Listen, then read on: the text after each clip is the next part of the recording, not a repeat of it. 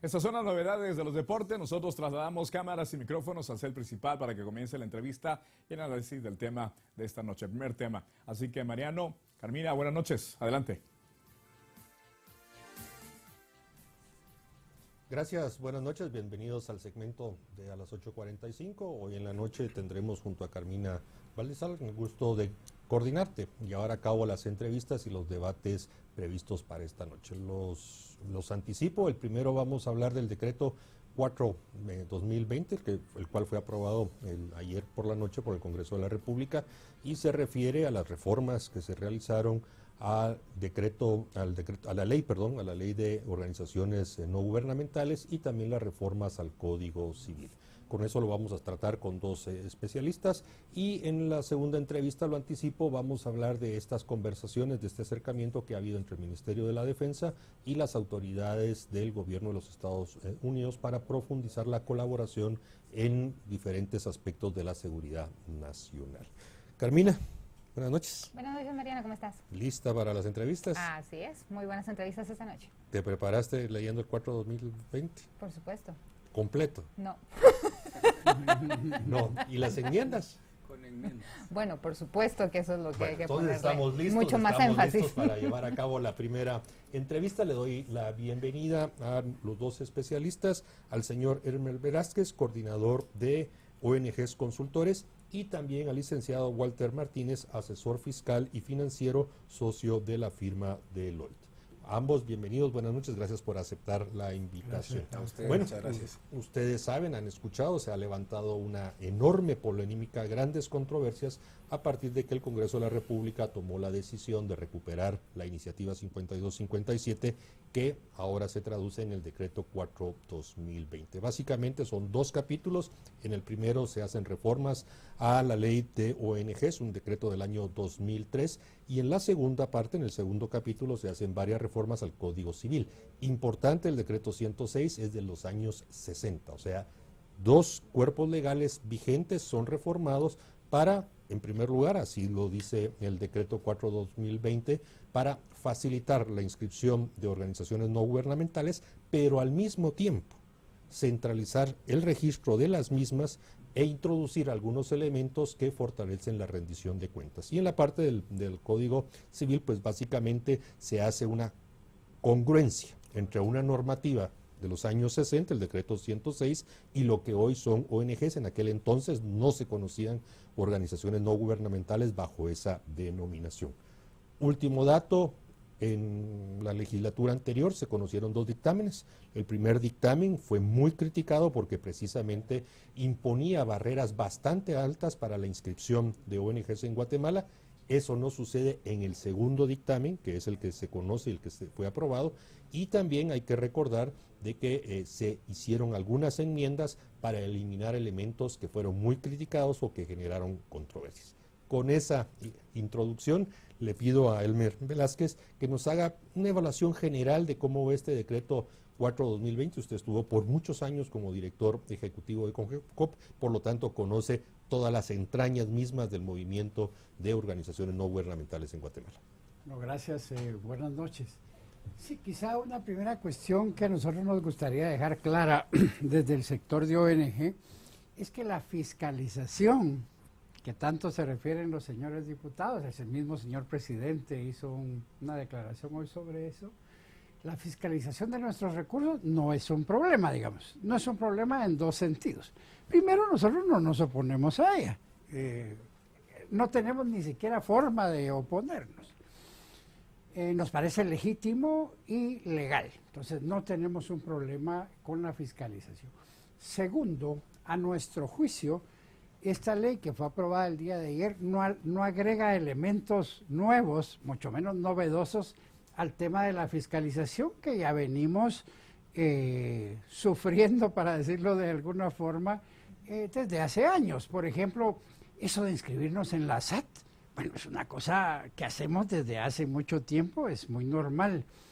Esto de otorgar recibos por donaciones autorizadas por la SAT está en nuestro trabajo desde hace mucho tiempo. Y bueno, lo otro es lo de los famosos dólares, que hasta el señor presidente se refiere a eso y que me parece que está bastante desinformado porque no es su tema, seguramente, cuando él dice no se sabe de dónde provienen esos dólares ni a dónde van. Digamos, si uno revisa la normativa bancaria, el Banco de Guatemala tiene un registro muy, muy estricto de los dólares que entran al país, de los dólares que nosotros recibimos y de dónde vienen. Digamos, no hay otra forma de operar, salvo que una quiera operar de manera clandestina y efectivamente dolosa. Esa ya es otra historia, esa no es una ONG. Pero sí existe.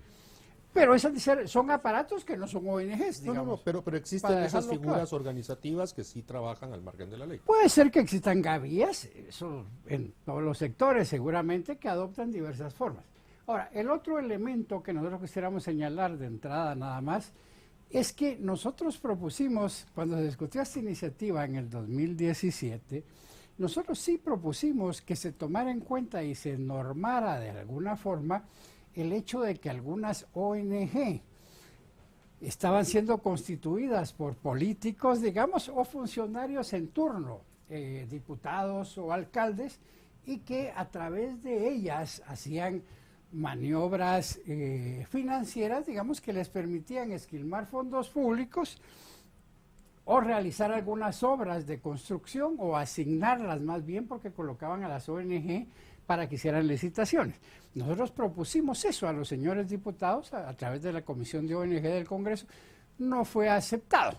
Entonces no entendíamos tampoco, ni entendemos hoy, porque tampoco fue aprobado ningún artículo en ese sentido, hasta dónde va lo que le llaman fiscalización. En este momento, y con eso cierro, tenemos la fiscalización de la SAT y tenemos una fiscalización muy férrea, muy estricta a través de la IBE por la ley de lavado de activos. Entonces, digamos, nosotros, y de último, nos agregan que debemos entregar estados financieros. Bueno, eso lo hacemos, no solo los auditores, sino lo hacemos a la SAT.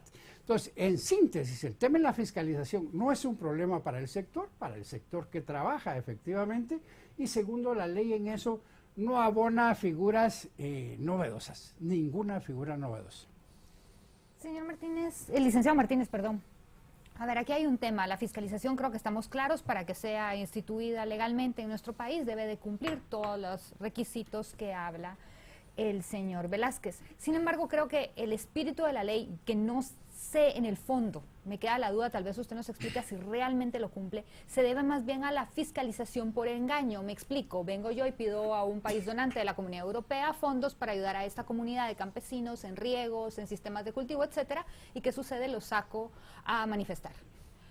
En ese sentido, las personas que están a favor de que se fiscalice, entre comillas, porque esto lo puede hacer cualquier persona realmente, esa es más bien el objetivo de la fiscalización, que los fondos sean recibidos y se utilicen con el objetivo que haya sido correcto. Obviamente lo legal. ¿Cuál es su apreciación y si usted cree que dentro del cuerpo de la ley eso se cumple? Okay. Hay varios temas importantes que usted toca que me parece que sí están recogidos dentro de este decreto.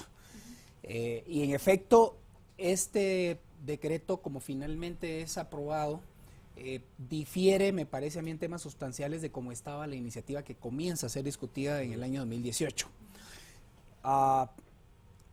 Varias características que recoge o que presume este decreto. Número uno, parte del principio de que son entidades de tipo privado, que podrían estar administrando fondos públicos, pero siguen siendo de carácter privado, que pueden tener recursos de fuentes nacionales o podrían estar recibiendo recursos de fuentes del extranjero. Punto número uno, para ordenar si usted va a recibir fondos del extranjero, no solo va a tener que declararlos ante la administración tributaria, que podría ser que ya, si quisiéramos encontrar, ya hay una legislación en la ley de actualización tributaria, en la ley de lavado de dinero, que ya lo recogían, pero está disperso, con lo cual esto lo que hace es cerrar todo en una sola canasta y categorizar, de tal suerte que el artículo 4 empieza y dice, las vamos a ordenar incluso por categoría, y entonces dice que, por ejemplo, van a ser de caridad, de servicios, participativa, de incidencia, y las ordena. Por el lugar donde van a estar operando, van a ser comunitarias o van a ser nacionales. Y entonces ahí creo que empieza a crear una ruta al artículo 15, donde en efecto dice, no podrán ser utilizados para fines distintos de los cuales las leyes permitan y de el objeto social para el cual fueron creadas.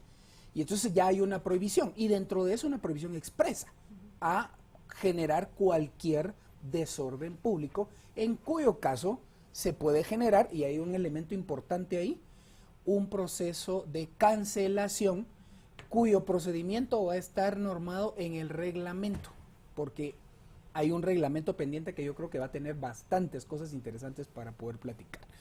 Dentro de esto, y un poquito lo anticipaba Mariano, también hay un elemento de cumplimiento de orden que lo recoge la ley muy vagamente, pero lo pasa recogiendo, y era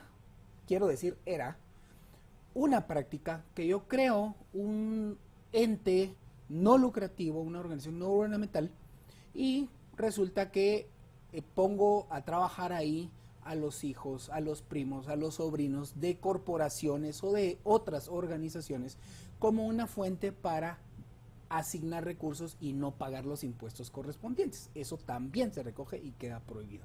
Con lo cual, a mí me parece que lo que en efecto, coincido, probablemente no aporta muchas cosas novedosas, pero sí ordena y claramente establece una rendición de cuentas de este tipo de entidades que muy probablemente, en muchos casos, de 20,000 entidades registradas hasta finales del 2018, 17,000 son otro tipo de organizaciones no lucrativas y 3,000 las que estaban claramente registradas como ONGs, y que es al final lo que está siendo regulado en este contexto. Licenciado Martínez, su especialidad son los aspectos contables, financieros, fiscales, y hay algunas críticas que se hacen o se han levantado a partir no solo del debate, sino de la aprobación, en cuanto a que, ya las buenas ONGs, yo creo que sería un error calificarlas. Cierto tipo de ONGs efectivamente tienen libros contables, pagan, reportan a la SAT, en fin, tienen en orden, y Elmer no lo ha explicado, eso no lo podemos negar. Pero hay muchas que precisamente están desordenadas. Usted como experto ve que una legislación como la que pudiera entrar en vigencia en un plazo, podríamos decir, en marzo, ayudará precisamente también a las mismas ONG a que se pongan en orden, reporten y quiten esas suspicacias sobre el manejo de fondos que se ha creado después de que hay algunos casos que se han evidenciado de malversación. Voy a hacer una analogía. Facturación electrónica, FEL.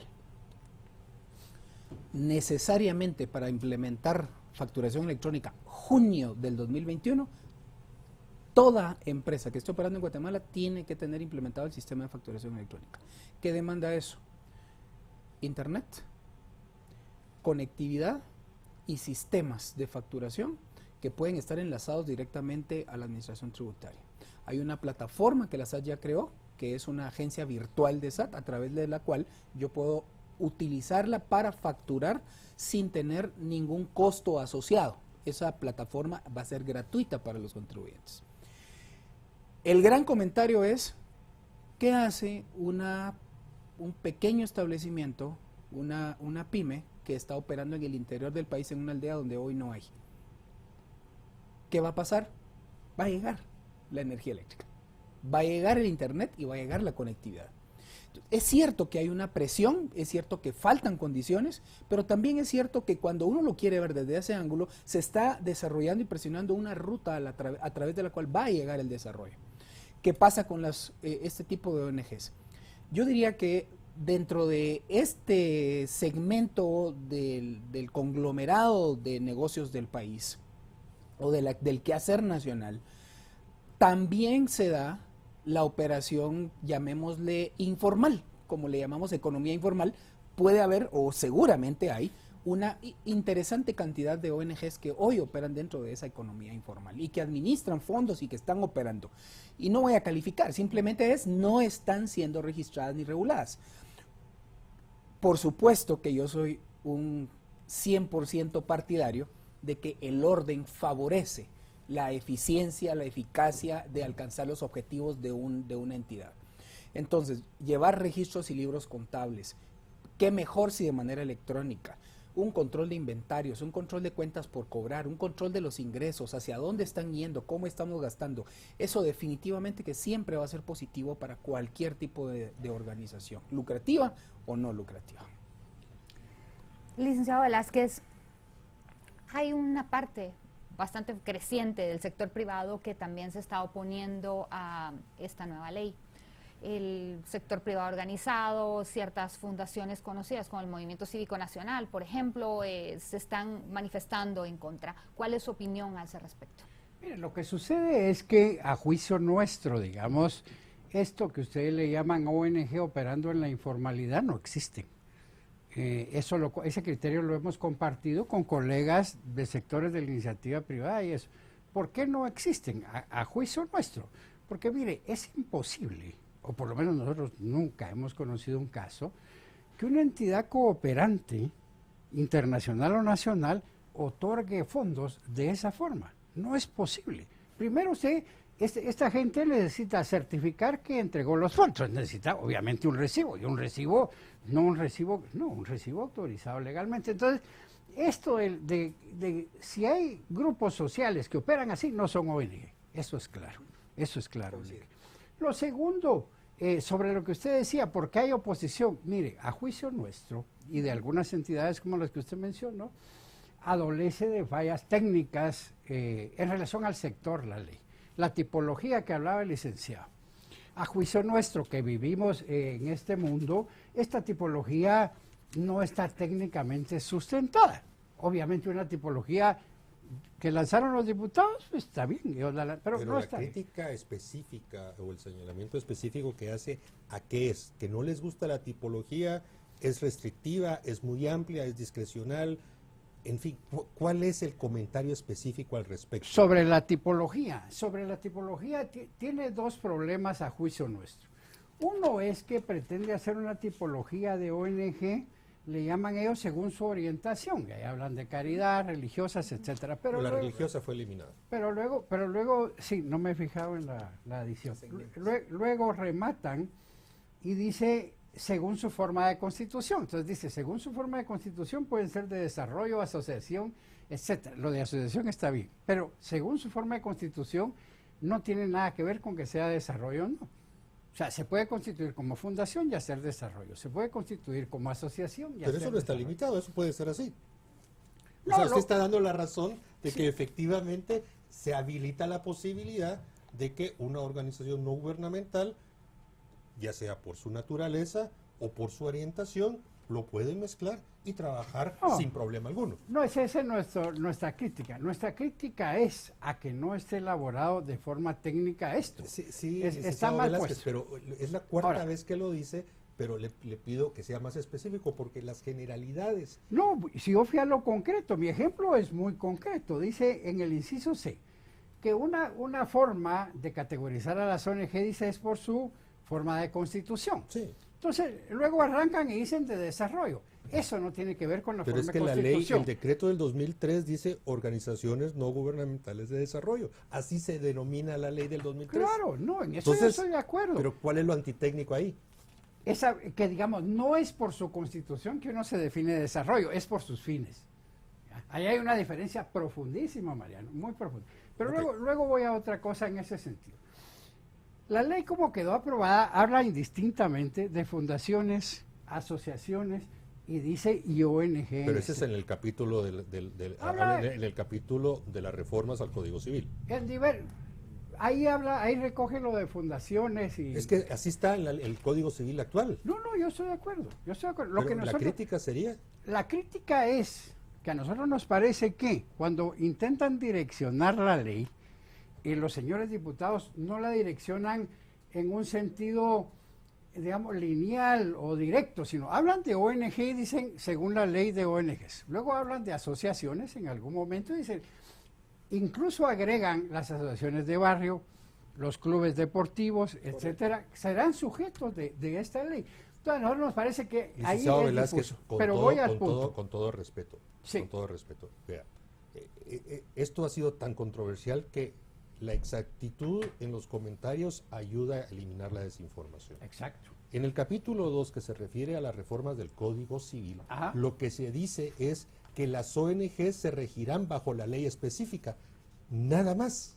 Sí. Todo lo demás, según nos comunicó Comunicación Social a través de algunos comunicados, queda exactamente como está hoy el Código Civil vigente, no cambia nada, solo hace la especificidad que para Agrega el caso de ONG. ONGs se rigen por la ley específica. De hecho, Absolutamente de yo acuerdo. creo que podrían hasta haber obviado la reforma al Código Civil, porque siendo que una ley posterior prevalece sobre una anterior y una específica sobre una general, de su peso que deberíamos de respetar estas reformas, pero me parece muy atinado, como creo que además deberíamos de hacer un trabajo de ordenamiento jurídico general, que un Código Civil que data de los años 60 esté ordenando y refiriendo que en el caso de las organizaciones no gubernamentales se debe referir Así es. al decreto del 2003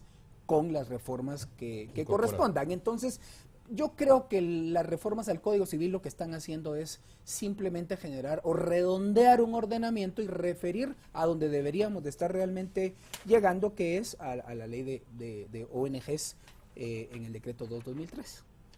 con las Licenciado reformas que Velázquez, Ajá. las ONGs en su nacimiento son personas de grupos privados que se dedican a apoyar en la labor del gobierno.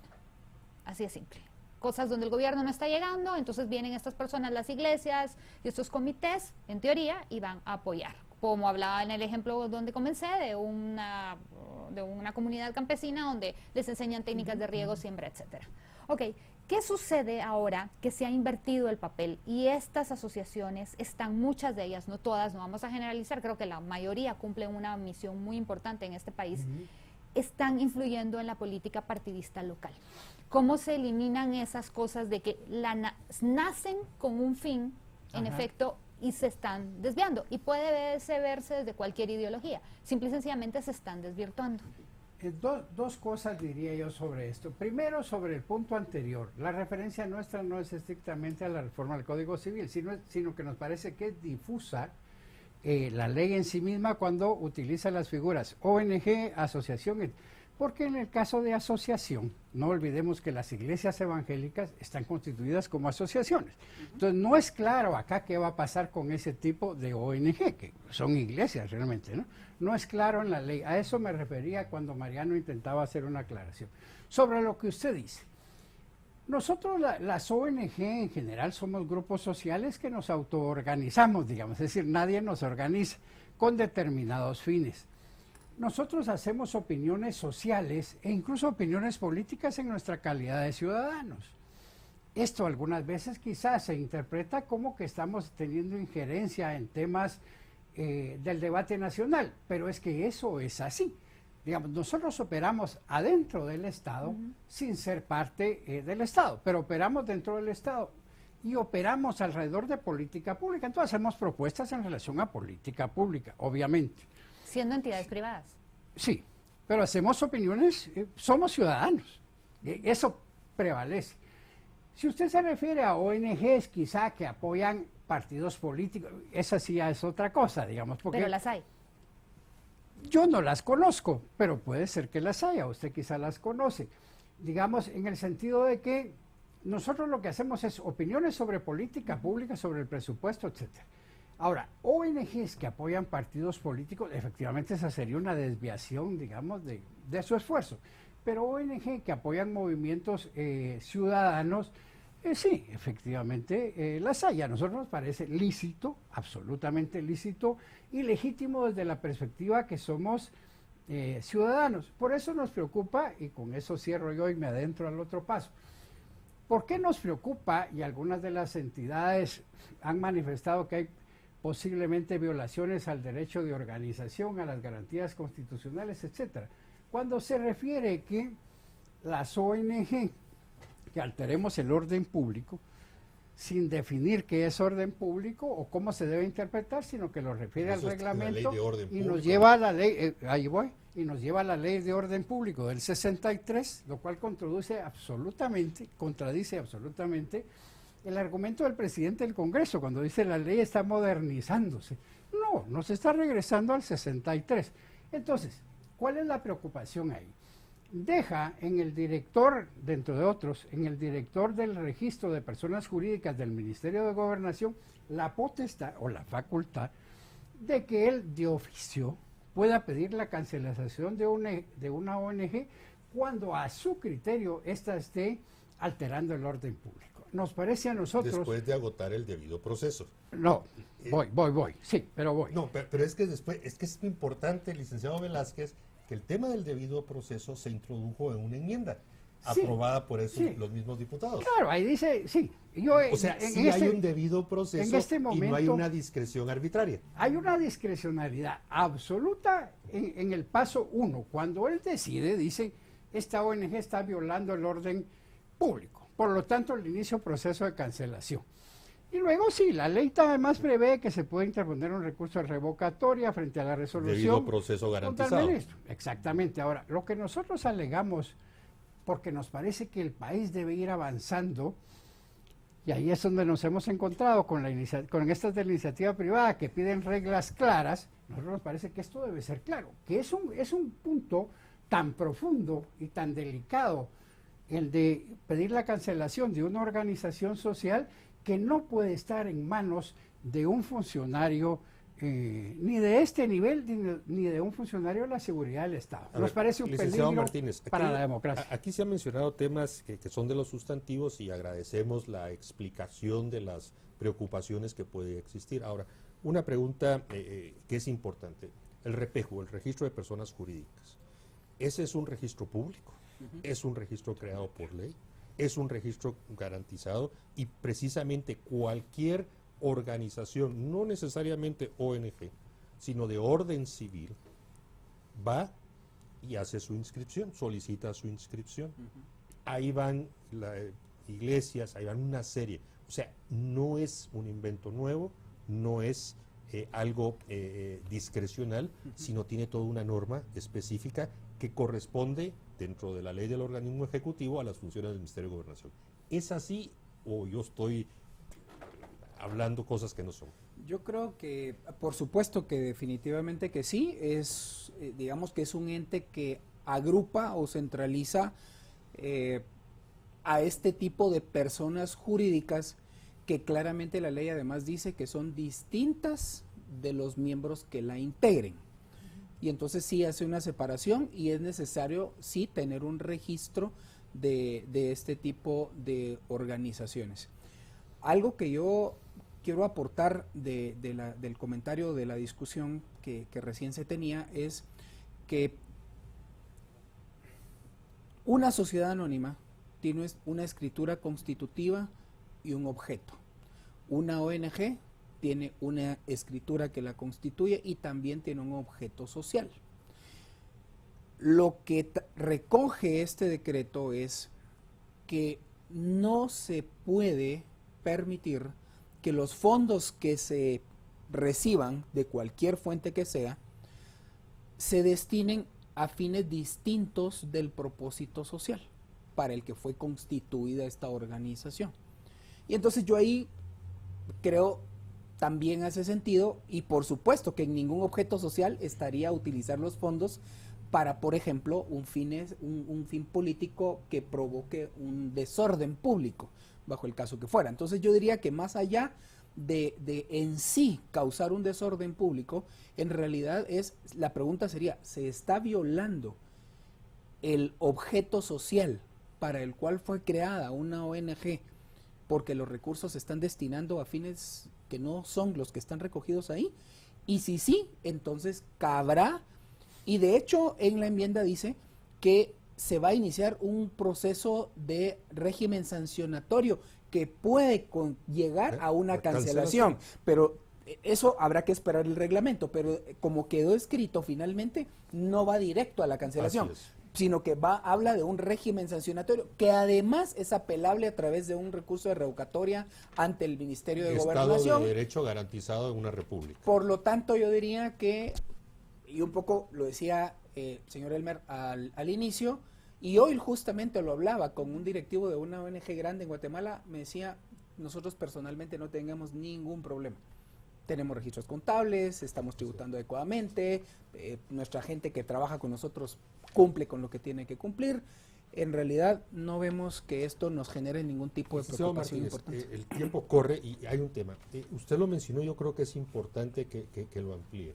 Introdujeron algo que es que creo que es importante por parte de estas reformas, y es que queda explícitamente prohibido que los beneficiarios de los recursos que administra esa ONG sean los mismos que forman parte de la ONG.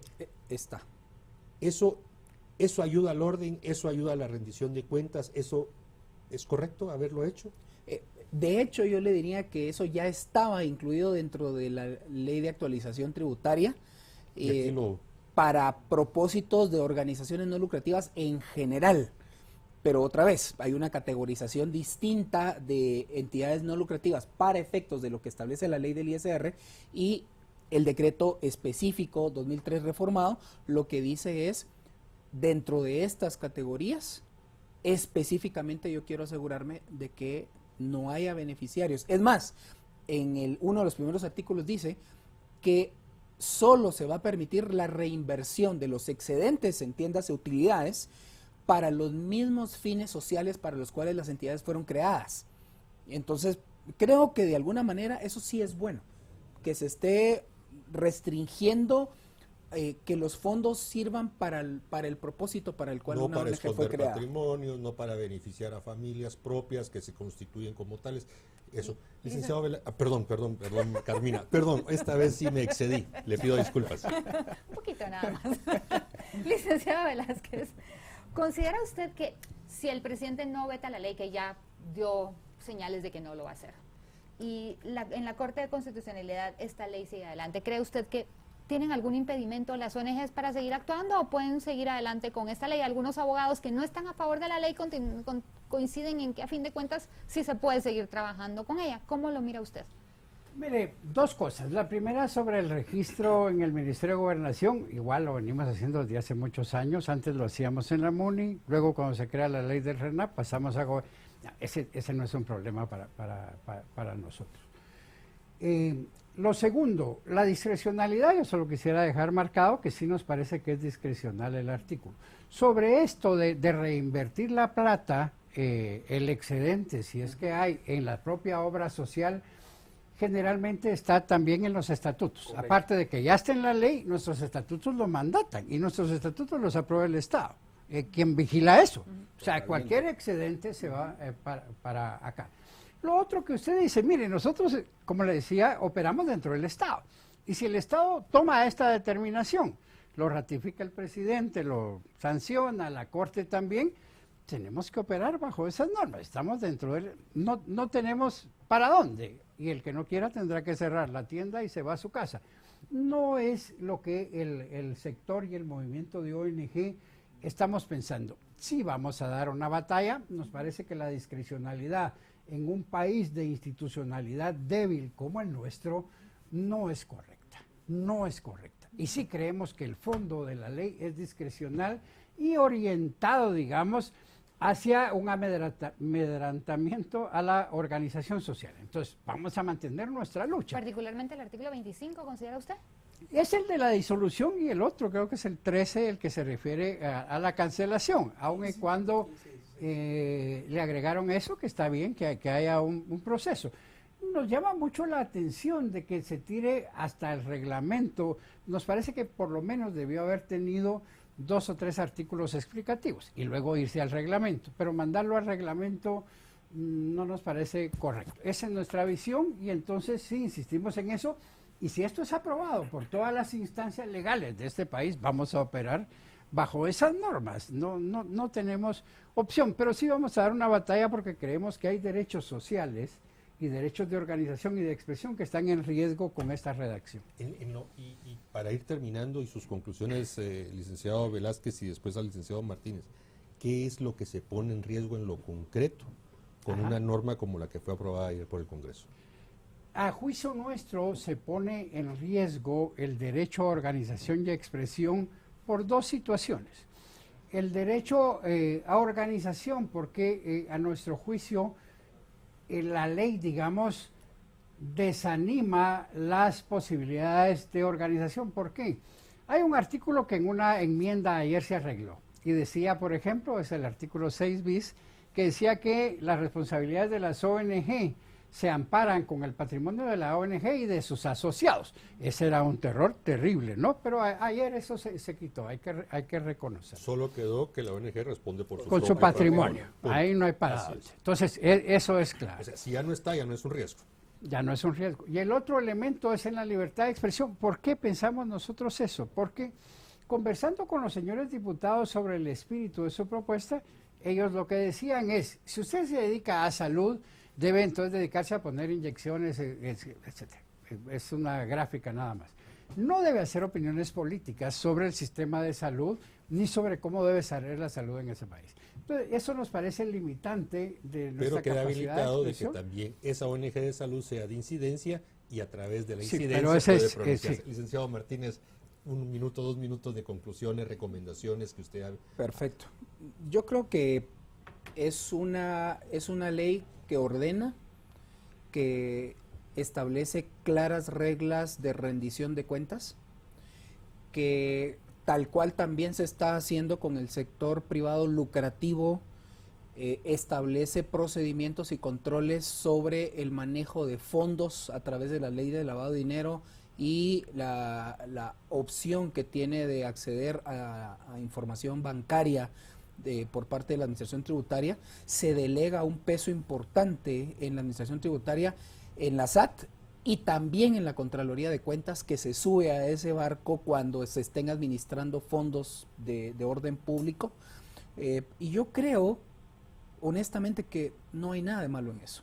Y sí creo, al contrario, que aporta la oportunidad de ordenar o de ser más transparentes todavía, no solo en beneficio de la propia organización, para la tranquilidad del Estado, sino para los propios donantes, que creo que se van a sentir más tranquilos de saber que los fondos que están entregando están siendo utilizados para el propósito y que hay un Estado que está garantizando que eso en efecto así se dé. Bueno, agradecemos a Elmer Velázquez y a Walter Martínez que nos hayan acompañado esta noche. Creo que ha sido una entrevista, un debate muy enriquecedor, se han esclarecido bastantes temas, pero seguramente vamos a debatir sobre el mismo en el futuro cuando sepamos qué pasa si la sanciona el presidente Alejandro Yamatei o, como ya pasó hoy, ya se presentaron algunos recursos ante la Corte de Constitucionalidad. Pero bueno, eso será hacia futuro. Vamos a hacer un corte y después del mismo vamos a tener una entrevista con el director de prensa del Ministerio de la Defensa Nacional para conocer cómo se están estrechando las relaciones con el gobierno de los Estados Unidos en materia de seguridad. Los esperamos.